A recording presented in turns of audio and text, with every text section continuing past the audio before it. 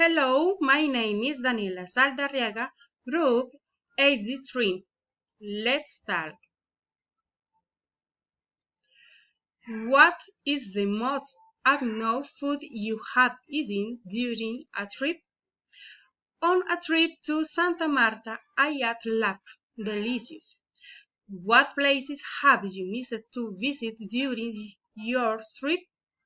I had visited Santa Marta, but I have not La Sierra Nevada. Did you go sightseeing on your last trip? What was the most interesting place for you? Yes, I visited Isla Fuerte in Córdoba. What was the most incredible activity you did on your trip? What did you do? I traveled by boat to the island.